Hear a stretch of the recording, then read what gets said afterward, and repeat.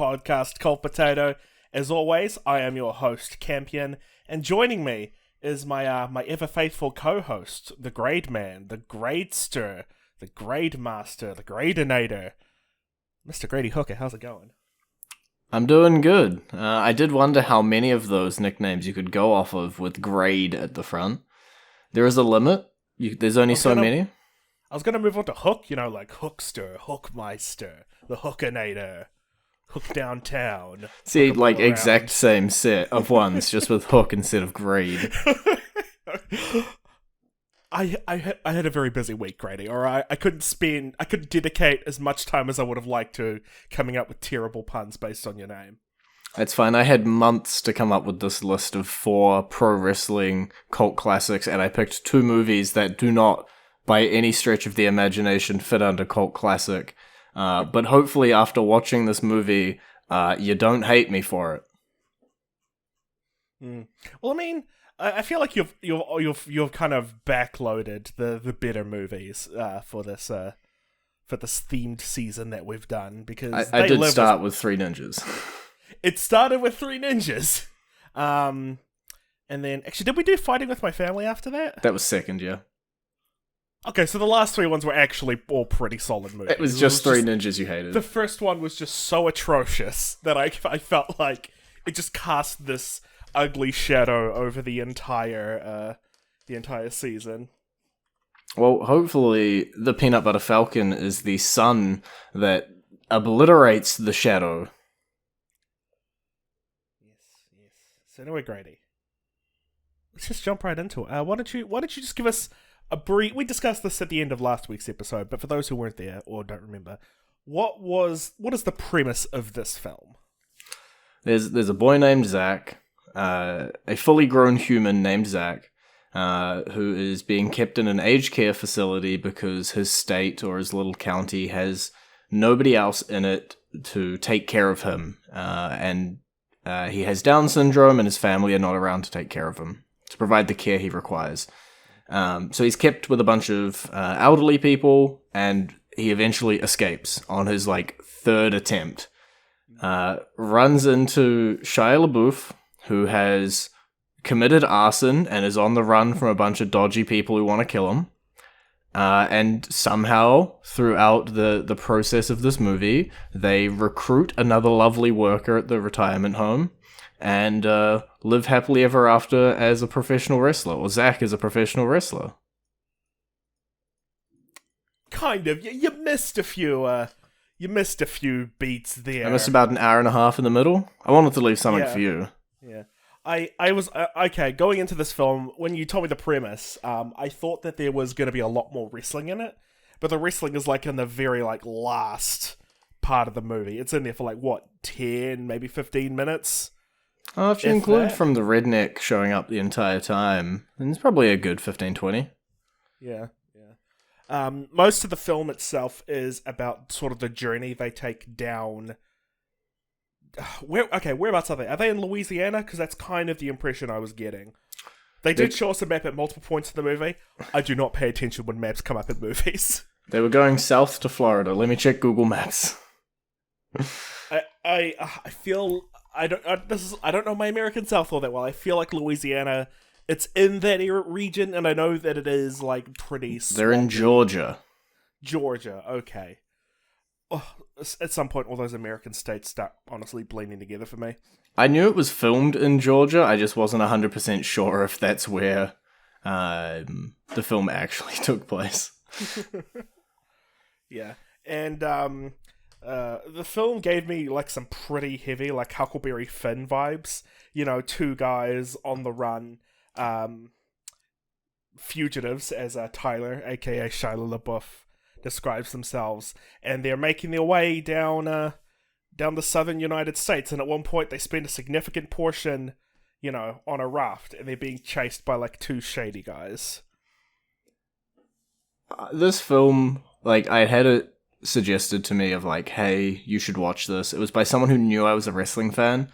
So I'm with you. I thought there was going to be a little bit more wrestling. The wrestling is in there. There's Jake the Snake Roberts. We got Mick Foley. It's the whole premise of why Zack is trying to run away from the retirement home is so that he can go be a professional wrestler. Yeah. Well, that's a part of it. It's mostly just he wants his freedom and the ability to make his own decisions in life. It's the fact that doing this wrestling thing is, and it's something that he wants to do for himself. Like it's his life's been dictated for him because he's a person with Down syndrome who has to live under constant supervision, and he wants the freedom to kind of live his own life, a part of which is becoming this wrestler. And honestly, I did not expect to cry at this film as much as I did. Okay. It hit the emotional notes a lot better than I thought it would, because what I was absolutely terrified of, because I've seen a lot of this, is that when I saw that the main act, because the actual actor who plays Zack actually has Down syndrome, I was really worried that it was going to be like super exploitative of that, because I've watched a lot of exploitation garbage, because you know me, I'm into that kind of filth. But from what I can tell, like it didn't really do that at all. It handled. Like, Zack is very much his own autonomous person, which is the big problem that a lot of films with people with disabilities have, is that they treat it as these, delicate angels with no real, agency of their own. But Zack is a very, strong-willed person who constantly, who's constantly dictating what he wants to do. And I like that.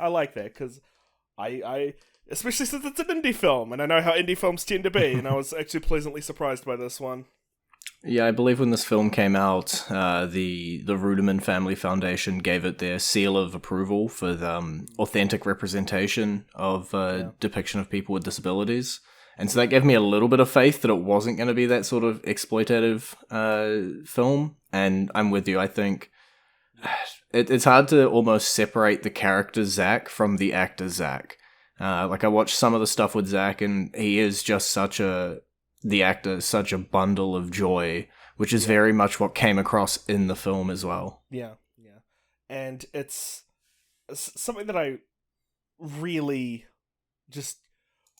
Because I've seen a number of things where they try to use someone with disabilities or someone who's neurodivergent as a way to, get cheap sympathy out of the audience, and I didn't really feel that they did here, because the parts where you really connect with them as people and as characters are the parts where it's just okay, I'm not feeling a connection because Zack has Down syndrome, and so I'm being they're being emotionally exploitative of that. It's because Zack and Tyler have this genuine relationship as well. By the end of the film, they're pretty much brothers, And I think that's sort of the main emotional driving force of the film. It does have a bit of that, oh, look at this guy, he's disably inspirational, isn't that great? I don't think that's something that you can really get away from in this kind of story.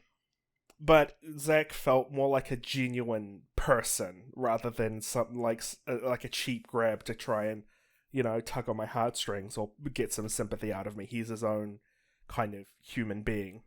Yeah, he earned every single tug on my heartstrings that he got.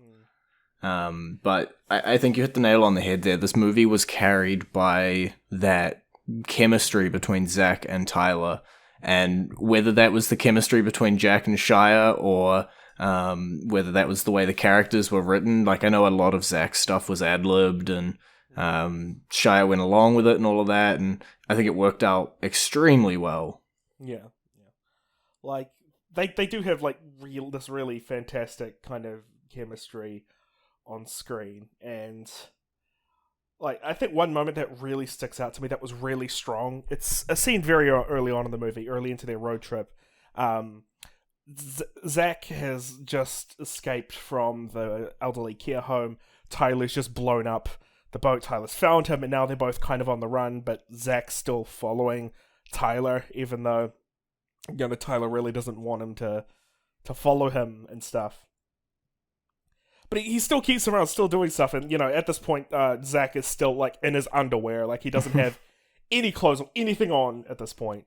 And Tyler is just, he goes into the gas station to buy some stuff for them, and he's just like, he meets what's the name of Dakota Johnson's character? I don't. Eleanor. I honestly don't remember. Eleanor, thank you. Yes, Eleanor, played by Dakota Johnson. Everybody. He has a conversation with her, and he sort of learns about that she's after Zach, and that he is kind of being looked for. And he has this little speech where he's just like, if we're going down that way, if we're going that far, we need something to tie us together. We need something to kind of bind us. And you're on the run, just like I am. And they have this, this little moment, that's sort of like the little spark that starts their relationship. And I love that scene where he's just like, yeah, we're tied together, two men on the run, hell yeah, as he's walking away. and Zach's just like, hell yeah. It was a nice moment. Yeah, I think, typically when you ask me what my favorite scene of the film is, I struggle to pick one. But I feel like I have a few. If you'd asked me, that was one of them. And every time it is just because of interactions between Tyler and Zach.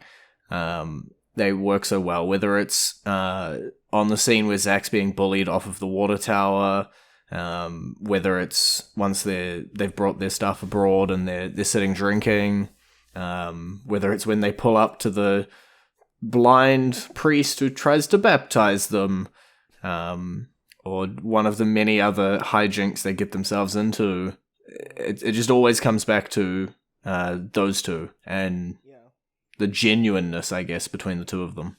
Yeah. Okay, now that the stuff I like, because I do like this film. I did really like it. I'm going to start complaining about it, Grady, because it is the most indie Sundance film I think I've watched in a very long time. Like, you could have told me nothing about this film. After I've watched it, I would have gone, this was shown at Sundance, wasn't it? Or, this is an indie film, isn't it? Because it has so many of, like, the hallmarks you would expect from an indie movie. Like, it's a touching, aspirational story. It doesn't have the biggest budget. It's focused on... Okay, that isn't so much. But I think a lot of it is the soundtrack as well. It is a very indie movie soundtrack. Like, long scenes with, like, kind of folksy music playing over a montage is just such an indie / Sundance kind of thing. And it's like, oh, hey, here's the scene where they do wacky stuff and they bond and it's really whimsical. And it's little things like that just really irked me, if I'm being honest. Well, at least I prepared you that it was a Sundance film and you knew going into it. Yeah. I don't watch a lot of the sort of that type of film, so for me it wasn't like massive burnout from that type of thing, or I didn't even recognize a massive amount of those elements because it's not in my regular wheelhouse, I guess. It's because the thing is, I say this, I haven't watched a lot of those movies, but it's something that I've seen enough of, and I know the type of it that it just really kind of smacks me of it. And you know what? Maybe I'm completely wrong. Maybe none of the other indie Sundancey kind of films are like this. It's just me. But it just hits a lot of the stereotypes of those sorts of films. That's kind of how I feel about it. I guess you just, in your heart, you didn't want me to sit here just jerking this movie off for 30 minutes. You had to come up with something that you could say. Anything. And you came up with, it's too indie. Well, actually, I've got a few more. Oh no. They do... Dakota Johnson's character, who Eleanor, I'm struggling to remember her name because she doesn't make a massive impact for me. She could have been, fleshed out, just developed just a bit more.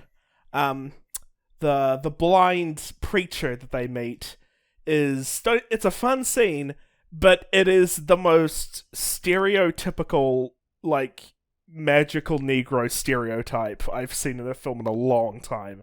Are you familiar with the magical Negro trope, Grady?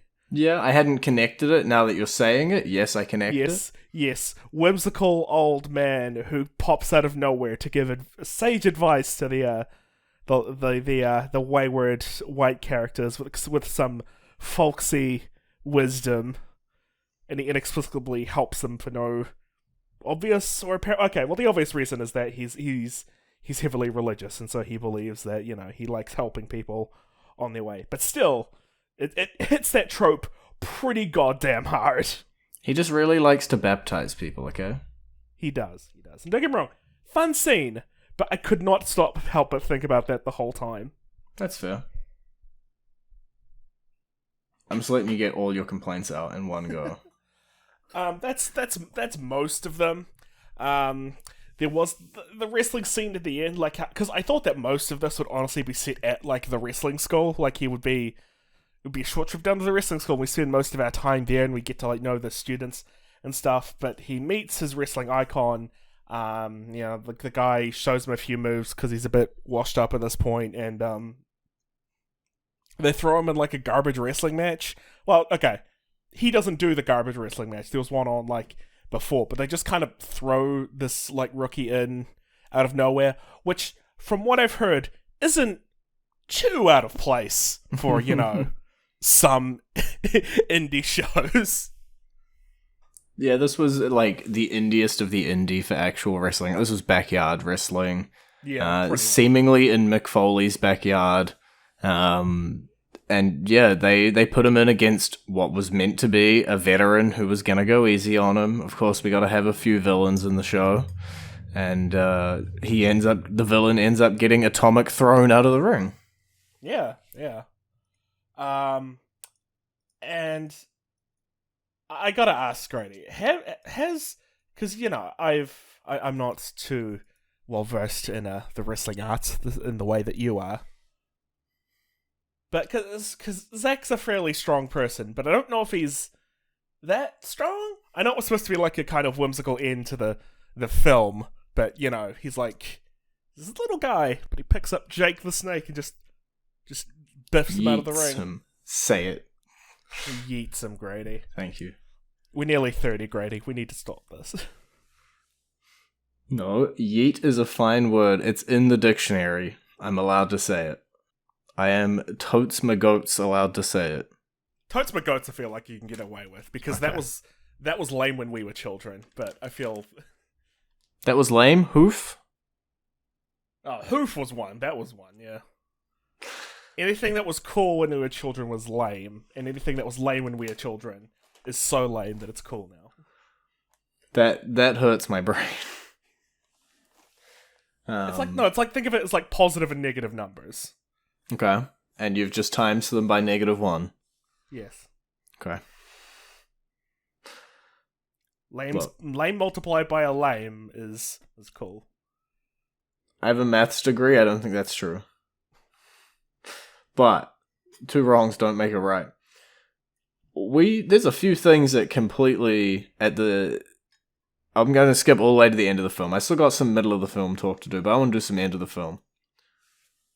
That goddamn fake out at the end. Yeah. I swear to God, my whole couch was ready to riot. Okay? They played that. And I didn't think I could be emotionally invested in Shia LaBeouf being alive or dead. But these bastards did it. Yeah. I'm going to be realist. I kind of knew that was coming. I knew that they were going to fake us out with that. I hoped they would. I wasn't hanging my hat on it. Yeah, I'm familiar with how these films play out, Grady. I figured that was going to be a fake out for us. Look, Tyler is still being chased by these crazy people for his money. Zach is not a professional wrestler. He learnt 6 moves. Eleanor has just ditched her job. And her life. Just left. She didn't even go back for her stuff. There's a few dangling threads at the end of this film. I think we can assume that after he was assaulted in public view, the police probably showed up and arrested the What was okay? What were their names? They had names. I could not remember what their names. Oh, I have no idea what their names were. Was it Duncan and Ratboy? Those are two names off the cast list that look vaguely like the bad people. Ratboy. One of them was definitely called Ratboy. Well, there we go. And I'll say the other one was Duncan because he looks like a villain. Yeah. But no, I'm pretty sure after they assaulted someone in broad daylight in front of an audience, they were arrested. I would hope so. But then again, the wrestling fans could have just thought it was a part of the show. Actually, they probably did, because it seems like something a backyard wrestling promotion would pull. Just have guys come in with tire irons, knocking out managers. Yeah. Actually, I say that some of the... I can imagine even the big guys still doing that. Yeah. It's not the most uncommon angle that people use. I would say that it's a very common trope in professional wrestling, Grady. I may not be as well versed in it as you, but I've seen it happen many times. Yeah. Are you telling me interruptions which lead into fights, Grady, are common in professional wrestling? Well, normally we would have got a tag team match out of them, not a hospitalization. So maybe that's for the next show, Grady. That's how they get him. That's how they hook him. They just keep you coming. Yeah, that's how they keep you coming back. They're gonna set up the next show. So normally with a film, if I'm looking at my notes, right, and I go, wow, I only took 3 notes. That's because, like, there was nothing good in the film. And I had nothing to write about. In this one, I only had 3 notes because, honestly, and as much as you think it can be tropey, me and my whole couch were sitting there engaged 100% of the time. I wrote down one quote, and at the end I wrote that fake out. That's it. Okay, are we really calling it was Grady, it was so obvious that it was coming. The moment I saw them driving on the car, it's like, okay, the way this shot is framed, he's gonna rise up out of the back seat. Because that's what always happens. Look, I was invested. I'm not thinking about storytelling elements and things that directors do. I was invested in this story. And yeah, honestly, this whole film had me the whole way through. I will quickly... okay, we watched Scott Pilgrim and Willy Wonka. It is in the top 5 for me films that we've watched for this podcast. Oh, top 5, that's pretty strong. I can't see 5 that I think that are better than it on a quick skim, and so I'm gonna go with top 5. But 3 Ninjas is also in the top 5, so you know. But that's for different reasons. That's for entirely different reasons. No, I really thought this film was great. And it is because I could sit there and be invested in the entire film. It is vastly different to anything that we've watched on here, even though it may not fit the cookie cutter cult classic piece exactly. I don't think it matches anything. I think a Sundance.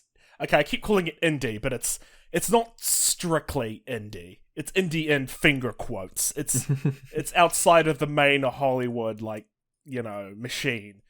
But I mean, it isn't. It's not indie. It's indie-ish. Indie-ish. Put that on the box. I mean, they still had like a distributor, so I don't really know if that. They had a budget. Its budget is well over what I would expect most indie films to have. But it was also the highest grossing independent film of the year, so yeah.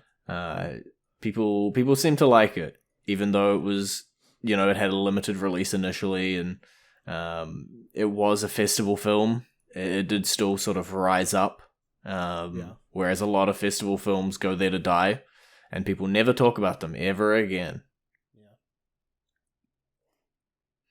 Yeah. But you talked about the convenience store scene. Is that your favorite? Is that what you're locking in as Campion's favorite scene? Not so much the scene. It's the scene after it with the two of them in the field, because gotcha. It's at that point in the road trip movie, with two people who don't quite get along. It's the point where they don't hate each other. They don't love each other, but they're at that crossroads point where they're like that threshold point. Sorry, where they're about to start developing and become friends. And I always love those parts because it's like the moment where you see like a friendship like spark and ignite. And yeah, I really loved that scene. I thought it was really cool. It probably isn't the biggest or like the most standout scene. It's on a personal level. It's just something that I really like. What's rule number 1, Campion? Don't eat the yellow snow. Oh, you could have said party. God. Set you up and you can't even dunk. You just let the ball fall to the floor. No, I did dunk. Well, I didn't. I got the basket grading. It was just, I just overshot and it went into a different court, which I believe is more impressive. All I'm gonna say, I don't care how cliche, how sappy, or how bullshit anybody wants to... It's pretty saccharine, if I have to be honest. It's a pretty saccharine movie. All of that, specifically the scene, because I'm sure you can apply all of those statements to the scene as well. Wait, can I guess? Go ahead, you can give me the one line if you want. Well, okay, I can't give you the line, but is it the scene when they're first on the raft, like at night, after they've just built it, and they're kind of... No. Okay. Because that's my second favorite scene, and that's because it's the scene where we're getting like the flashbacks of Tyler's brother, and they're both kind of, and Tyler realizes, oh man, this guy Zach, he's my little brother. That's my other. We flash back and we see that Tyler killed his brother. Yeah, that was. Yeah, and hey, Grady, this film it got me to like Shia LaBeouf, so which is you had Fighting With My Family, which got me to like Vince Vaughn, and now you got Peanut Butter Falcon, which gets me to like Shia LaBeouf. The wrestling movies just have the ability to make me like actors that I just can't stand. I don't know, do you like Hulk Hogan and Three Ninjas? That's... okay, good wrestling movies have the ability to... I'm trying to think if there was anyone in They Live, but it starred Roddy Piper and Keith David, who I already liked, so it's, That's kind of a moot point. But I'm just wondering, can we get, like, Rob Schneider in a wrestling movie? Maybe, I don't know, maybe he's, like, a care home assistant where he looks after, like, a geriatric Bret Hart. I think I'd really like that movie. Alrighty. We'll make that movie just for you, buddy. And Rob Schneider just goes around making Deuce Bigelow quotes. Okay, we should put that on the list. Deuce Bigelow, gonna run away. Gigolo. Let's go. I will run away from this. Well, don't you want to watch the scene where that woman has a penis for her nose and she sneezes out semen? So the one scene that was the most heart-wrenching to me... I have to Google if that actually happened. I may have just made that up. Keep going about the heartwarming movie while I look up the lady who sneezes jizz. Was the scene where they're coming up with his character for the Peanut Butter Falcon. They make him the cool costume. He's not just the Falcon, he's the Peanut Butter Falcon. He puts on the war paint. And specifically the discussion they have beforehand where Tyler's talking to him and Zach thinks he has to be a heel because he has Down syndrome. Of course he's the heel. And Shia LaBeouf says the line, "You got a good guy heart." That got me. I said cliche, sappy, bullshit. It got me. That was really cliche and sappy. I'm sorry. It still got me. Okay? I'm allowed to get invested and cry at a good movie. Okay? I think social media has just ruined my ability to feel connected to these sorts of things. I'm just like, no, this is fake. I don't care. Everything's fake. Enjoy it while you're here. Yeah. And yes, I was correct. There is a scene in Deuce Bigelow where a woman sneezes jizz, but it's in the sequel because that movie got a sequel. Continue. That's the last time I'll bring it up, I promise. What about when Tyler was teaching Zach how to swim? Because he needs to know how to swim. Okay, what about the heart-racing moment as they're trying to ford the river and the shrimping boat's coming through? What about all of these scenes, Campion? Yeah, and I feel like we've seen these scenes in other movies, Grady. No. It reminded me of like that train scene from Stand By Me, if I'm being honest. No. 10 out of 10 movie. Best movie we've done on this damn podcast. I changed my mind. Grady, I said I like this movie. I just think that it's a bit cliche and sappy. I'm allowed to like cliche and sappy. I'm trying to think of any of the other good movies that we watched that were cliched and sappy. Charlie and the Chocolate Factory was actually fairly sappy. Yeah. And we both loved that movie. Yeah, there was a few. Yeah. I didn't cry at Willy Wonka, though. I cried at Three Ninjas. For a completely different reason. That was my afternoon, Grady! It was gone! I think... Cut down in its prime! My afternoon! Skimming it, this might be the only one that we've watched on the podcast that I cried at. Okay. And looking ahead at the schedule, it might be the only one. Oh, no, I take it back. I saw one in the future that I need to get you to watch Grave of the Fireflies. That's good. That would both get us bawling. Let's not watch that movie. That's a very depressing movie. Do you know the plot to Grave of the Fireflies, Grady? No idea. It's about it's an anime film. It's about two orphans starving to death during World War II. Lovely. It's super. I haven't seen it, but it just sounds like the most depressing movie. Well, you said this movie was going to be depressing from its synopsis, and it wasn't depressing. No, it wasn't depressing. Well, the end a bit was, but that was a fake out. No, but it was a lot more fun and uplifting than I thought it was going to be, which pleasantly surprised me because I was gearing up, Grady. I was like, oh man, I know what this is going to be like. To be fair, we say that the ending was like a fake out and he was perfectly fine. The guy still had a smash upside his head and could like massive bandages. I don't know how he got discharged in that condition, if I'm being completely honest, but I guess he was discharged into the care of a nurse, so... And to be fair, it's the American health system, so... It was probably costing per night. There's no way they have insurance, so... Bandaged him up and kicked him out. Makes sense. Yeah. But yeah, I thoroughly enjoyed my viewing. I think Sam Spooner, who will definitely never listen to this, who suggested I watch the movie, you were correct, I did like the movie. I will never tell you that, though. You will only know if you happen across this episode, because I can't let you be right. Both of my partners who I watched it with thoroughly enjoyed this movie, were just as invested as I was. And despite the critiques you have on it, and despite the cliched nature, you're still giving it a over 5 out of 10 positive rating. Oh yeah, 7 or 8, easy. There we go. And then that'll balance out with my 20 out of 10 I give it, and it'll still be somewhere around a 10 out of 10. But Grady, what does this do for the larger Peanut Butter Falcon cinematic universe? I don't really see what this is doing for me. Well, it's about to collide with The Marmite Eagle, the next film coming out in 2023. Which to be honest, I'm waiting for the team up between the celery octopus and the Toblerone bear. I think that's going to be pretty great. I got bad news for you. The Toblerone bear got cancelled. Oh. Yeah. Is that because the main actor did a racism, Grady? It was because the main actor did a racism. The budget just wasn't there once they had to do the PR nightmare of that. They decided to just can it, and they're just going to do the trio team up instead.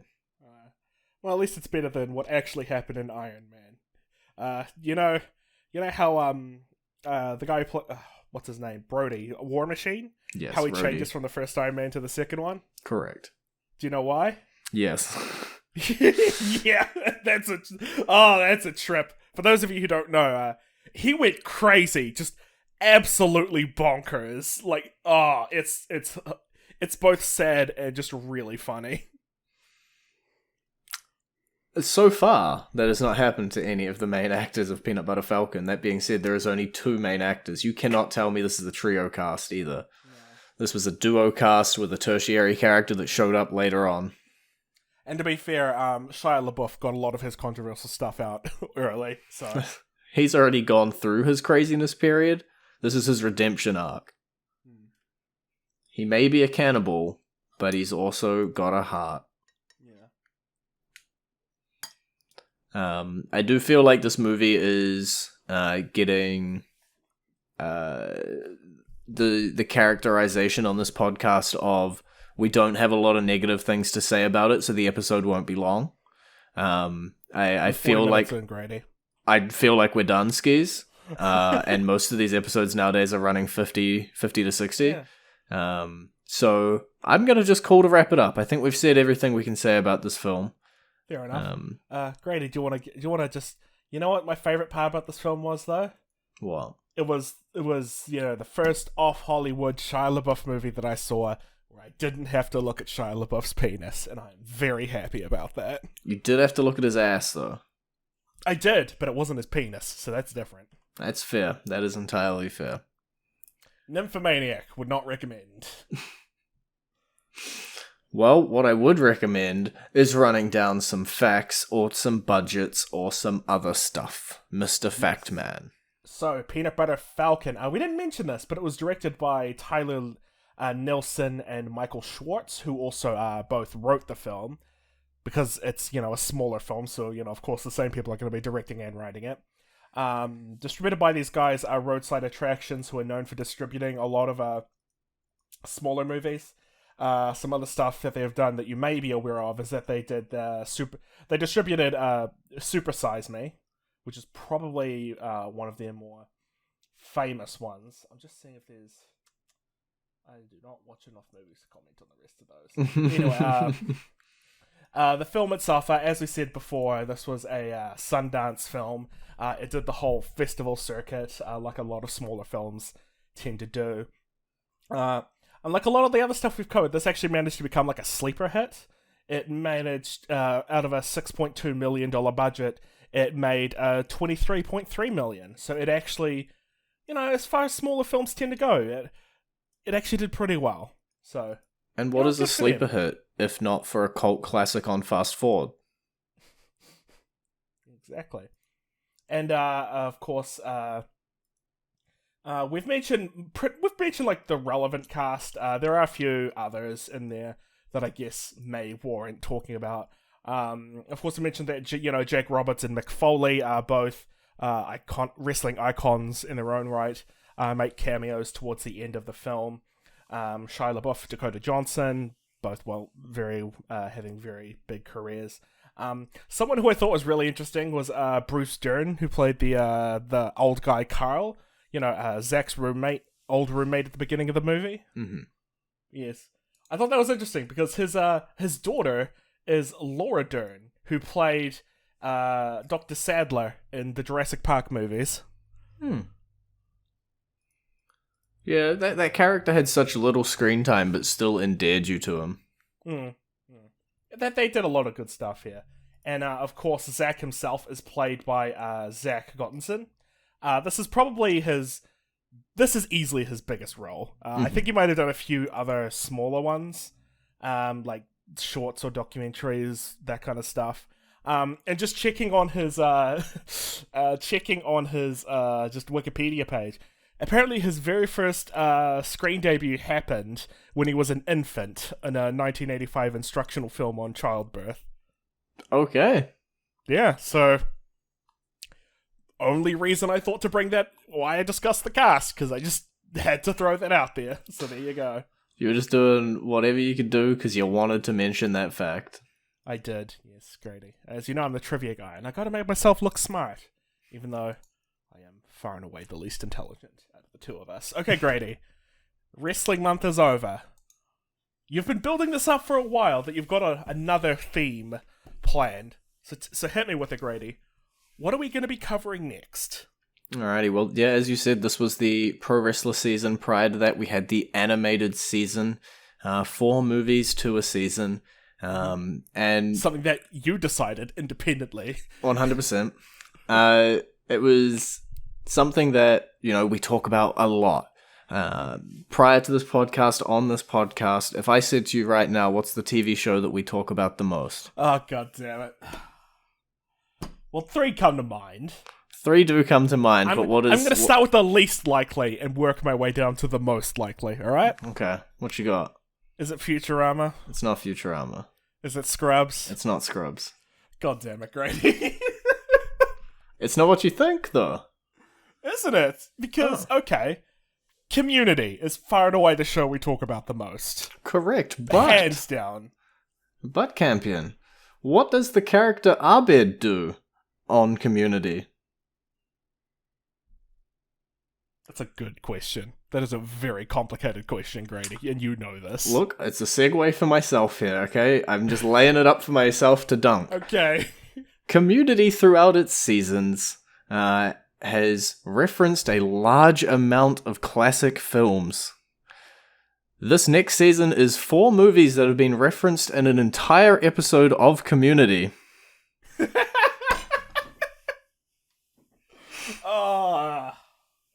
And okay. The first episode of this season is Season 1, Episode 16, Communication Studies, that was based entirely around The Breakfast Club from 1985. That's actually a really clever idea for a season, Grady. I'm gonna have to hand it to you. I didn't see it coming. I thought the next thing we were gonna do was gonna be like, I don't know, snuff films or something. No, it is the Community season. Not episodes of Community, movies that were referenced in the television show Community. And we'll finish it off with the Community movie itself. If it's out in time, get on it. Out over the next few months, if it's out by then. Get on it, Dan. But no, the movie is The Breakfast Club. That is what we will be watching next episode. How is that a cult classic? Look, they actually didn't reference a whole lot of cult classics here, Campion, so you're going to have to go with me that these were just classics that were referenced by Community, because, look, the pool was shallow for this theme. You really had to stretch for it, didn't you? Hang on, just excuse me whilst I quickly Google how much The Breakfast Club made. He's going to do it real quick. In 1985, on a $1 million budget, it made $51.5 million in 1985 dollars, Grady. After this season, I'm going to be handing over the reins of choosing movies back to Campion for no particular reason. I promise, the 3 after that may or may not be cult classics. Thank you, everyone, for joining us today here on formerly the Cults Movie Podcast, now just a movie podcast, I guess. Cult Potato, which I guess is just regular potato now. Welcome to Potato. For joining us on our discussion. That film made even more. For joining us on a discussion about the Peanut Butter Falcon. That's like 50 times its budget.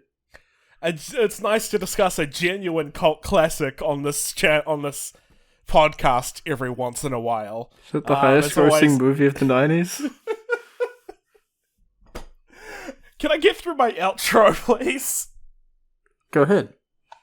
As always, I am your host, Campion, and joining me, a man who doesn't know the definition of a cult movie, Mr. Grady Hooker. This has been the Lexicon of Law, and we hope to see you all next time. Oh no, that's over 150 million. In modern or old money? Old money.